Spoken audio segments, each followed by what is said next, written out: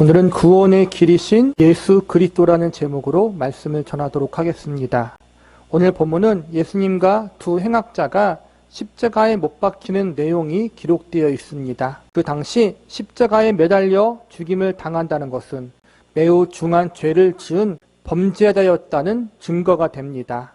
같은 내용을 다루고 있는 마태복음과 마가복음에 보면 이 두 행악자에 대해서 강도라고 소개하고 있습니다. 십자가형은 그 당시 최고의 형벌이었습니다. 이 두 강도가 사형 선고를 받고 십자가에 매달려 죽게 되었다는 것을 통해 이들이 단순히 물건을 몰래 훔치는 도둑이 아니라 사람들에게 위해를 가하는 질 나쁜 악인이었다는 것을 짐작해 볼 수 있습니다. 그러나 두 강도는 자신들의 죽음을 앞두고 서로 다른 입장과 태도를 취했고 서로 다른 죽음의 결과를 맞이하게 됩니다. 본문 39절과 40절을 보시기 바랍니다. 달린 행악자 중 하나는 비방하여 이르되 내가 그리스도가 아니냐 너와 우리를 구원하라 하되 하나는 그 사람을 꾸짖어 이르되 내가 동일한 정죄를 받고서도 하나님을 두려워하지 아니하느냐. 한 행악자는 죽음을 앞두고도 자신의 죄를 뉘우치지 않았고 옆에 있던 예수님까지 조롱하는 악한 행동을 취합니다.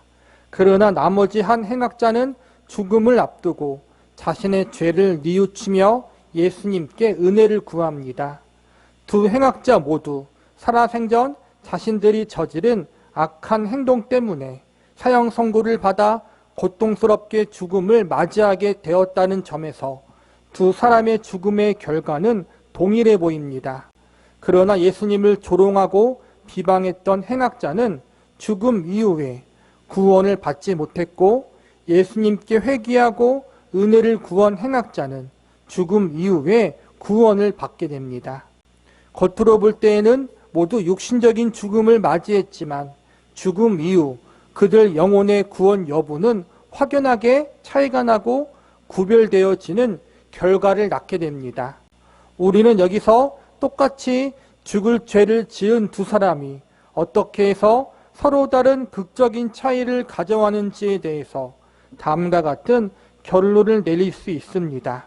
그것은 바로 예수님의 은혜에 대한 사모함이 천국과 지옥을 판가름했다는 것입니다.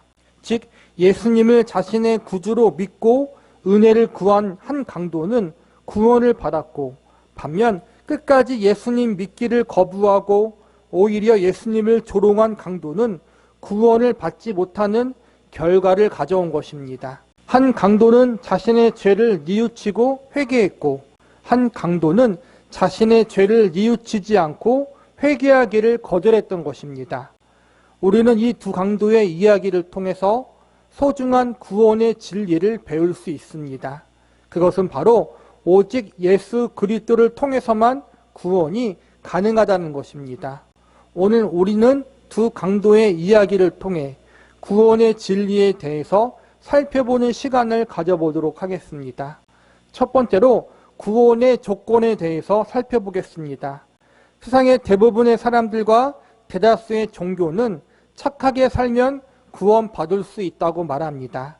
다른 이들에게 선을 행하고 자비를 베푸는 삶을 살면 천국에 갈 수 있다고 가르칩니다. 그러나 성경은 우리의 선행이나 착함이 우리를 구원할 수 없다고 가르치고 있습니다.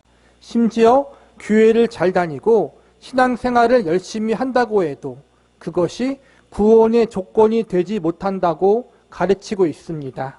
우리는 그 예를 오늘 본문에서 찾을 수 있습니다. 오늘 본문에 등장하는 두 강도 중 회개하고 예수님을 믿었던 한 강도를 주목해 보시기 바랍니다. 우선 우리는 구원받은 한 강도가 결코 그의 선행과 착함 때문에 구원받는 것이 아님을 기억해야 합니다. 성경은 그가 행악자였다라고 말하는데 이 말의 뜻은 그가 악을 행하는 자라는 말입니다. 본래 십자가형은 당시 최고 악질 범죄자에게 주는 형벌이었습니다. 그리고 그는 예수님 앞에 자신의 죄를 뉘우치고 예수님을 믿었지만 그 이후 회개한 자로서의 새로운 인생을 살아갈 기회는 주어지지 않았습니다. 그는 회개하고 얼마 지나지 않아 십자가에서 죽음을 맞이했습니다. 즉 구원받은 강도는 예수님을 믿기 전에도 착하게 살지 못했고 예수님을 믿은 후에도 선하게 살 기회를 얻지 못했다는 것입니다. 구원받은 강도는 이 땅에 살아생전 하나님의 말씀을 잘 지키면서 믿음으로 인생을 살아본 경험이 단 한 번도 없었습니다. 이러한 것을 보더라도 구원받은 강도는 그가 착하고 선을 행했기 때문에 구원받은 것이 아닙니다. 성경은 인간이 만들어낸 의로움이나 공로로 구원받을 수 없다는 사실을 일관되게 가르치고 있습니다. 물론 선행 자체는 옳은 것이고 바람직한 것입니다. 우리는 선을 행하고 자비를 베푸는 삶을 살아야 합니다. 의롭게 살기 위해 힘써야 합니다. 그러나 우리가 알아야 할 것은 인간의 어떠한 선행으로도 하나님의 공의를 만족시킬 수 없고 하나님의 구원의 조건을 충족시킬 수 없다는 것입니다. 아주 쉬운 예를 들어보겠습니다. 우리가 어릴 적 위인전을 읽을 때 단골로 등장하는 사람이 있는데 그중 한 사람이 알버트 슈바이처 박사입니다. 그는 장래가 촉망되는 박사였고 의사였습니다. 그런데 자신이 누릴 수 있는 모든 혜택과 장밋빛 미래를 다 내려놓고 가난한 아프리카 대륙으로 건너가 의료봉사를 하게 됩니다. 또한 우리는 마더 테레사 수녀에 대해서 알고 있습니다. 인도에서 일평생 가난하고 굶주린 사람을 위해서 자신을 희생하면서 돌봤던 마더 테레사가 얼마나 선하고 착한 사람입니까? 알버트 슈바이처 박사와 마더 테레사 수녀는 그들의 인류애적 선행과 희생을 인정받아 노벨 평화상을 받았습니다. 그런데 우리가 알아야 할 것은 전 세계 사람이 인정한 이 두 사람의 선행도 하나님의 공의와 구원의 조건을 충족시킬 수는 없다는 것입니다.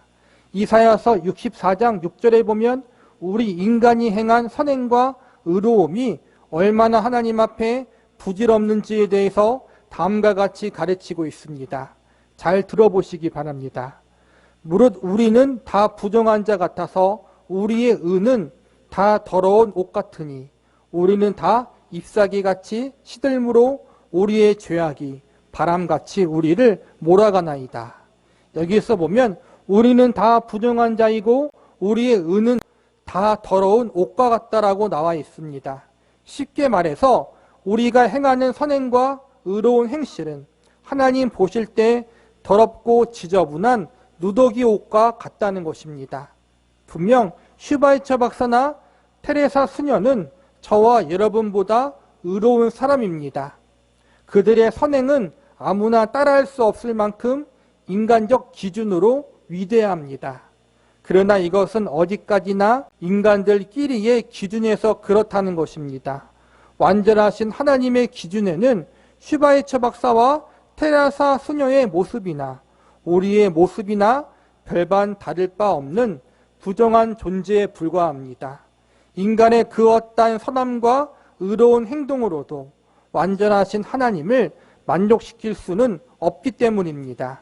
슈바이처 박사와 테레사 수녀가 인간적으로 이 땅에서 우리보다 착하고 의롭게 살았지만 하나님의 절대적 의의 기준으로 볼 때 그들이나 우리나 모두 도토리 키재기에 불과합니다. 또 하나의 쉬운 예를 들자면 오늘 본문에 등장한 두 강도, 십자가에 달려 죽게 되는 두 행악자와 우리를 비교해 보겠습니다. 분명 이 두 행악자보다 저와 여러분이 더 착하게 살았습니다. 우리가 아무리 죄를 많이 지으며 살았어도 최소한 십자가에 죽을 만큼의 큰 범죄는 저지르지 않았다라고 생각되기 때문입니다. 이러한 점에서 우리는 분명 오늘 본문에 나오는 두 강도보다 착하고 선하게 살았습니다. 그러나 그럼에도 불구하고 이것은 인간의 기준, 사람의 기준이지 하나님 앞에서는 두 행악자나 우리나 모두 구원받지 못할 죄인들입니다. 우리 인간의 기준은 언제나 상대적인 기준으로 판단하지만 하나님은 언제나 그분의 절대적인 기준으로 판단을 하십니다.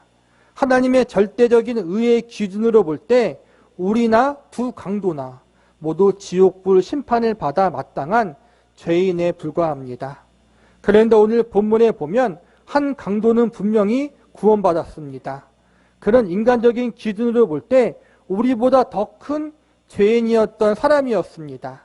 하나님의 기준으로 볼 때에도 그는 분명 죄인 중에 죄인이었습니다. 그런데 그럼에도 불구하고 그는 구원을 받았습니다. 어떻게 해서 이런 일이 벌어진 것입니까? 어떻게 해서 악질 범죄자였던 강도가 구원을 받을 수 있었던 것입니까? 그것은 바로 자기가 하나님 앞에 죄인임을 인정하고 예수님을 의지했기 때문에 가능했던 것입니다. 본문 41절과 42절을 보시기 바랍니다. 우리는 우리가 행한 일에 상당한 보응을 받는 것이니 이에 당연하거니와 이 사람이 행한 것은 옳지 않은 것이 없느니라 하고 이르되 예수여 당신의 나라에 임하실 때 나를 기억하소서 하니 그는 예수님이 의인이심을 인정했고 자신들은 자신의 죄 때문에 십자가에서 죽는 것이 당연하다고 고백합니다. 자신이 죄인임을 인정한 것입니다. 성경은 죄를 인정하고 자복함이 용서에 이르는 길임을 일관성 있게 강조하고 있습니다. 시편 32편 5절에서는 내 허물을 여호와께 자복하리라 하고 주께 내 죄를 아뢰고 내 죄악을 숨기지 아니하였더니 곧 주께서 내 죄악을 사하셨나이다 라고 선포하고 있습니다. 또한 요한일서 1장 9절에서는 만일 우리가 우리 죄를 자백하면 그는 미쁘시고 의로우사 우리 죄를 사하시며 우리를 모든 불의에서 깨끗하게 하실 것이오 라고 가르치고 있습니다. 이처럼 자신의 죄를 자백하는 순간 구원의 역사는 시작될 수 있습니다. 그러나 죄의 자백만으로는 충분하지 않습니다. 누구에게 나아가 죄를 자백하고 구원을 호소하느냐가 중요합니다. 인간은 인간의 모든 죄를 용서할 수 없습니다. 인간의 법정도 최후 심판자가 될 수 없습니다. 성경은 오직 하나님만이 우리의 모든 죄를 사하시고 우리를 온전히 심판하실 수 있는 심판자라고 가르치고 있습니다. 왜냐하면 하나님만이 완전하게 의로우시고 공의로우신 창조주요 심판의 하나님이시기 때문입니다. 오늘 본문에 보면 회개한 강도가 예수님을 향해 당신의 나라에 임하실 때 자신을 기억해달라고 말합니다. 당신의 나라는 하나님의 나라와 천국을 의미합니다. 쉽게 말하면 자신을 천국으로 데려가 달라는 것입니다. 구원시켜 달라는 것입니다. 회개한 강도가 이렇게 고백할 수 있었던 것은 예수님이 하나님의 아들로서 인류의 구원과 심판을 위해 이 땅에 오신 구세주이심을 믿었기 때문입니다. 즉 예수님이야말로 하나님과 동등되신 분이시며 그분이 구원자요 심판자가 되신다는 사실을 믿음으로 받아들였던 것입니다. 이 강도는 구원자이자 심판자가 되시는 예수님 앞에 자신의 행위가 아니라 예수님이 가지신 은혜로 봐달라고 자신을 구원해 달라고 호소하고 있는 것입니다. 성경은 구원에 대해서 이렇게 가르칩니다.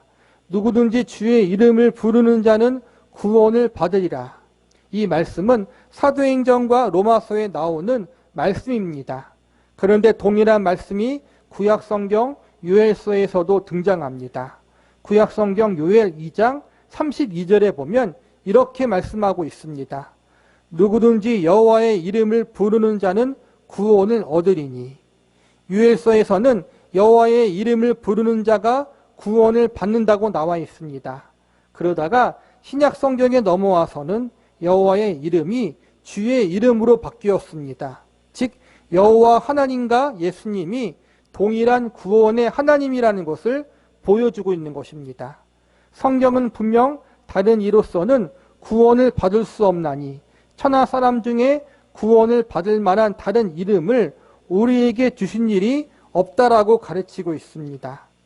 아마 어떤 사람은 이 악행을 행한 강도야 그런 용서, 그런 구원이 필요하겠지만 비교적 양심적으로 인생을 살아온 나에게는 그런 용서, 그런 구원은 필요 없다고 이야기하시는 사람들이 있습니다.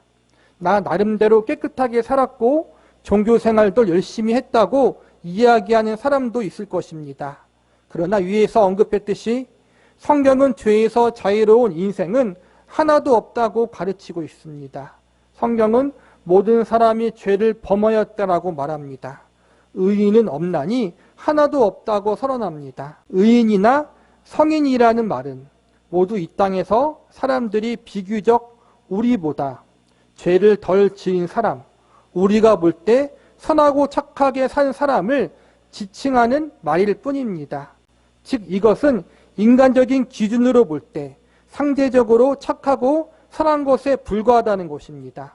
그러나 중요한 것은 하나님의 절대 기준 앞에서 아무도 의로운 사람이 될 수 없다고 성경은 가르칩니다. 그렇기 때문에 우리는 하나님 앞에서 자신의 죄인됨을 인정하고 구원자이신 예수님에게 구원을 호소해야 합니다. 회개한 강도가 그렇게 한 것처럼 말입니다. 자신의 죄됨을 고백하고 예수님을 의지한 결과가 무엇입니까? 본문 42절과 43절을 보시기 바랍니다. 이르되 예수여 당신의 나라에 임하실 때 나를 기억하소서 하니 예수께서 이르시되 내가 진실로 내게 이르노니 오늘 내가 나와 함께 낙원에 있으리라 하시니 당신의 나라는 예수님의 나라이고 천국을 의미합니다. 낙원 역시도 천국을 의미합니다. 우리의 죄를 용서받고 예수님의 나라, 천국에 가게 되는 것, 이것이 구원인 것입니다. 저와 여러분 모두 하나님 앞에 우리의 죄인됨을 인정하고 하나님의 아들이신 예수님을 나의 구원자, 나의 주인으로 믿고 영접해야 합니다. 그럴 때만 우리는 진정 구원받을 수 있습니다. 두 번째로 구원의 결과에 대해서 살펴보겠습니다. 구원은 낙원의 삶, 즉 천국에서의 영원한 삶을 약속합니다. 요한계시록 7장에 보면 천국에 대해서 다음과 같이 소개하고 있습니다. 그들이 다시는 줄이지도 아니하며 목마르지도 아니하고 해나 아무 뜨거운 기운에 상하지도 아니하리니 이는 보좌 가운데 계신 어린 양이 그들의 목자가 되사 생명수 샘으로 인도하시고 하나님께서 그들의 눈에서 모든 눈물을 씻어 주실 것입니다. 동일한 요한계시록의 21장 말씀에 보면 다음과 같이 천국을 소개하고 있습니다. 내가 들으니 보좌에서 큰 음성이 나서 이르되 보라 하나님의 장막이 사람들과 함께 있음에 하나님이 그들과 함께 계시리니 그들은 하나님의 백성이 되고 하나님은 친히 그들과 함께 계셔서 모든 눈물을 그 눈에서 닦아주시니 다시는 사망이 없고 애통하는 것이나 곡하는 것이나 아픈 것이 다시 있지 아니하리니 처음 것들이 다 지나갔음이라라. 눈물과 슬픔과 고통이 없는 곳, 죽음과 사망이 없는 곳, 하나님이 영원히 함께 하시는 곳, 이곳이 성경이 알려주는 낙원이자 천국의 모습입니다. 우리가 이 땅 가운데 얼마나 마음이 힘들고 아프고 고통스러운 일을 많이 당합니까? 얼마나 많은 한을 가지고 많은 상처를 가지고 살아갑니까? 그래서 어떤 사람은 한많은 이 세상, 상처많은 이 세상, 여기서 벗어나고자 자신의 생명을 스스로 끊기도 합니다. 그러나 우리가 기억해야 할 것은 죽는다고 해서 모든 것에서 해방되는 것은 아니라는 것입니다. 죽음이 끝이 아니라는 것입니다. 우리는 죽음 이후에 다른 세상이 있다는 사실을 기억해야 합니다. 우리는 예수님을 정말로 나의 구원자, 나의 삶의 주인으로 믿고 영접한 사람들은 죽음 이후에 천국에 갈 것이고 다른 강도처럼 예수님을 부인하고 영접하지 않은 사람은 지옥에 가게 될 것입니다. 모든 인생의 결론은 둘 중에 하나입니다. 천국에 가든지 지옥에 가든지입니다. 구원이든지 멸망입니다. 저와 여러분은 어떤 결과를 원하십니까? 우리의 인생은 어디로 향하고 있습니까? 이 땅을 살아가는 동안 우리는 영원한 낙원, 고통 없는 천국을 경험할 수 없습니다. 왜냐하면 인간의 힘으로 그러한 세상을 만들 수 없기 때문입니다. 그러나 예수님은 가능하십니다. 요한복음 14장 2절과 3절에 보면 예수님이 다음과 같이 말씀하십니다. 내 아버지 집에 거할 곳이 많도다. 그렇지 않으면 너희에게 일렀으리이다. 내가 너희를 위하여 거처를 예비하러 가노니 가서 너희를 위하여 거처를 예비하면 내가 다시 와서 너희를 내게로 영접하여 나 있는 곳에 너희도 있게 하리라. 내 아버지의 집, 우리를 위한 거처, 이곳은 천국을 의미합니다. 예수님은 우리를 천국으로 인도하는 유일한 길이 되시며 예수님을 믿고 영접한 그리스도인들이 영원히 거할 수 있는 천국을 준비하고자 하나님 곁으로 올라가셨습니다. 저와 여러분 모두 예수님을 구세주로 믿고 영접함으로 예수님이 예비하신 천국을 선물로 받을 수 있는 하나님의 백성과 자녀들이 될 수 있기를 기도합니다. 마지막으로 구원의 의미와 소망에 대해서 살펴보겠습니다. 우리는 죽어서 천국에 가는 것만이 구원의 전부라고 생각해서는 안 됩니다. 구원의 또 다른 의미는 바로 예수님과 함께하는 삶을 누리는 것입니다.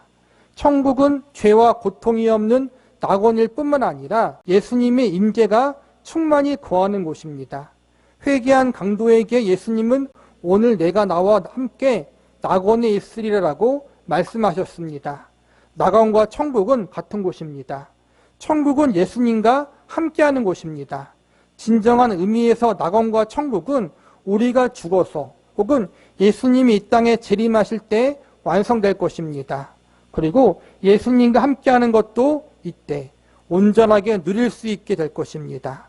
그러나 이 땅 가운데 육신을 입고 사는 우리들도 천국에 가기 전까지 예수님과 함께하는 삶을 살아감으로 천국의 삶을 미리 경험할 수 있습니다.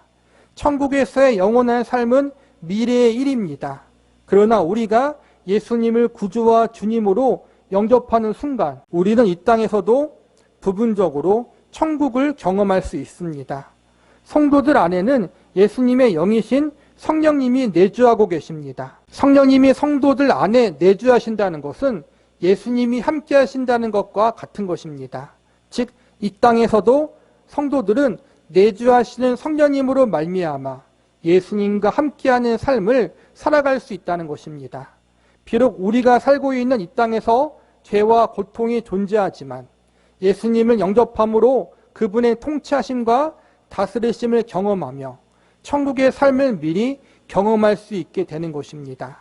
아직 이 땅에서 많은 고난을 당하고 많은 아픔과 고통을 경험하지만 그럼에도 불구하고 나와 함께 하시는 예수님 때문에 이 땅 가운데에서 천국의 기쁨을 미리 맛보고 이로 인해 감사하는 삶을 살아갈 수 있는 것입니다.